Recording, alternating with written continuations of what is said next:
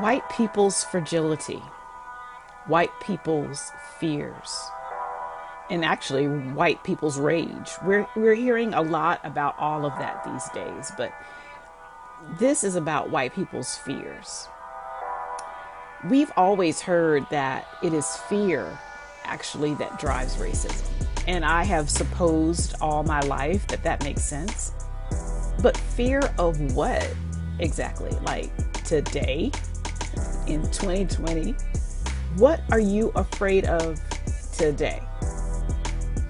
If we can trust that online conversations with strangers give us a glimpse into the answers to questions like these, I got a glimpse recently that indicates that white people fear that black people will take over and treat them horribly.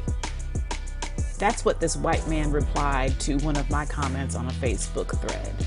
He wrote that white people do not believe that black people are better people than they are. Wow. There was so much in that. Some of what's in it, in what he wrote, indicates to me that white people are well aware of how horribly they treat us, and by extension, other people of color. So it's not like they don't know. They know. And that's why, like in conversations on the Oprah show back in the day, when Jane Elliott asked the audience of white people if they would trade places with a black person, not one white person raised their hand to say that they would do so. So, what was my reply to the man on Facebook? I recalled the comment of a pastor during one of Bishop Yvette Flunder's community gatherings, and that informed my reply. I wrote that it's not that we're better, it's that we're in touch with our souls.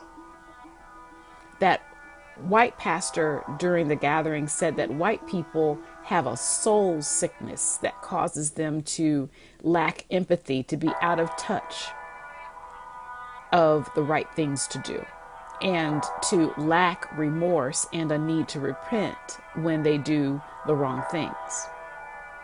Another white pastor on that same panel commented that white people carry around an invisible knapsack of stolen privilege. Stolen. So that means that they are operating out of a power that is not theirs to begin with. So can you get what this means energetically, spiritually? What kind of toxicity is generated from building the kind of wealth white people have built, and from wielding the kind of power that they have and continue to do, all from a power that they stole? First, it's not theirs to begin with, so it's inauthentic. Then they stole it, and they are keeping it from the people to whom it authentically belongs. So on top of being irresponsible with power and the consequences that brings to begin with, along with everything else that I just said in detail, they are doing it with stolen goods. Stolen! And that carries deep energetic and spiritual consequences of its own. Just, wow. Indeed, a soul sickness.